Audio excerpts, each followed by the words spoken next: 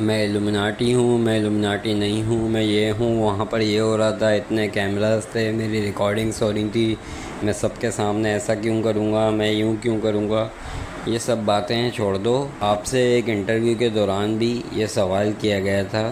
کہ آپ جرمن میں فری میسنز کی کانفرنس اٹینڈ کرنے کیوں گئے تھے، تو وہاں پر بھی آپ اس بات کا جواب نہیں دے سکے تھے۔ بات یہ ہے کہ دنیا جانتی ہے کہ آپ کیا ہو، آپ کیا نہیں ہو، مجھے اس سے کوئی لینا دینا نہیں ہے، آپ جو بھی ہو، لیکن کم سے کم عوام کو گمراہ نہ کرو، اور عوام سے بھی مجھے کوئی لینا دینا نہیں ہے۔ لیکن جہاں بات آ جاتی ہے الومناٹی کی، تو میں اس پر کافی سالوں سے، میں 5-6 سالوں سے ان سب چیزوں پہ ریسرچ کر رہا ہوں، ان کو پڑھتا ہوں، ان کو سمجھتا ہوں، اور عوام کو بھی میرے خیال خاموش رہنا چاہیے۔ عوام کو اتنا زیادہ کرٹیسائز نہیں کرنا چاہیے کہ وہ الومناٹی ہے، وہ الومناٹی نہیں ہے، وہ فلانا ہے، وہ جو بھی ہے،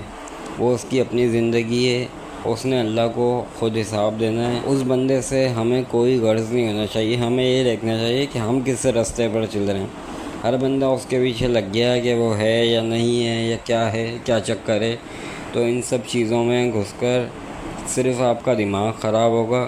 یا آپ جو ہے نا، ہو سکتا ہے کہ گمراہ ہو جاؤ۔ میرا میسیج پبلک کے لیے ہے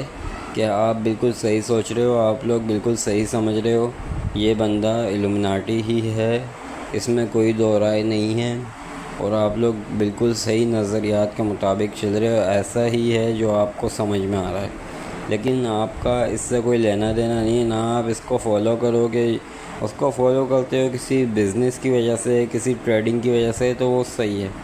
لیکن اگر آپ اس کو فالو کر رہے ہو اس کے عقائد کے مطابق، اس کے بلیفس کیا ہیں، کیا وہ مانتا ہے، کن چیزوں کو پوچھتا ہے، کیا کرتا ہے، کہاں جاتا ہے، کس سے ملتا ہے، تو یہ سب چیزیں غلط ہیں۔ اگر کل کو وہ ایک اعلان کر دیتا ہے کہ ہاں میں الومناٹی ہوں،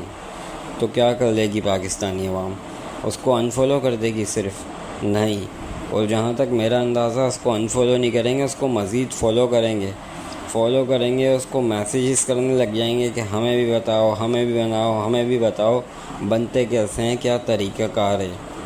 تو بہت ساری چیزیں ہیں سوچنے کی، یہ سب چیزیں ہمیں حدیث نبوی سے پتہ چل جاتی ہیں کہ ایسا ایسا دور آئے گا، کیا کیا ہوگا،